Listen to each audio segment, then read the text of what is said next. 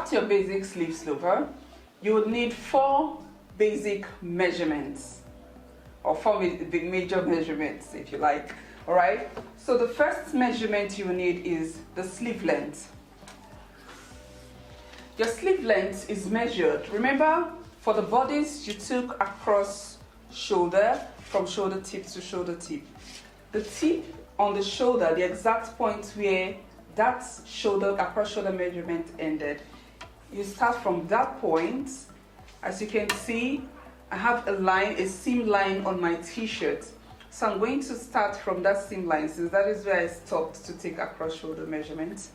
So I'm going to place the metal tip of my measuring tape at the tip of my shoulder and take the measurement all the way, place the metal tip of my measuring tape on the shoulder and take it all the way with my arm slightly bent.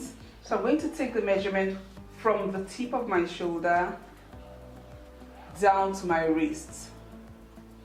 You may need someone to help you take this measurement. The next measurement we'll be needing is the cap height. Now, cap height is the measurement from the tip of the shoulder to the end where your armpit stops. There are several ways to take this measurement. You can tie a string around the arm, just as high as you can go beneath the armpit, or you can place a rule that way. So this is stopping at the armpit, and measure from the tip of the shoulder to where that rule ends. Remember, when we were taking a side length measurement, we had to go down from the armpit about 1 inch. So if you did that, you may want to also adjust so that this is not high up in the armpit. Just give a little bit of ease. Okay, so you can drop that and then measure from the tip of the armpit, from the tip of the shoulder to where this stops. So I like a snug fit for the sleeve rather, so I'll take a measurement from the tip of the shoulder to where this stops, and I'm having 5.5. Okay, so you can decide to drop yours a bit. If I want it a bit freer, sometimes I do 6. Okay, but for this I made it a bit high up so that I can get a fitter sleeve, and that I have, with that I'm getting 5.5. That's for the cap height.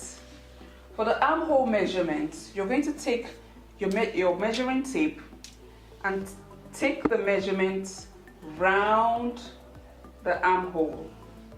You don't want this to be too tight, so it's measured that way, and I have 18 inches for armhole measurements. The next measurements you will need are your biceps.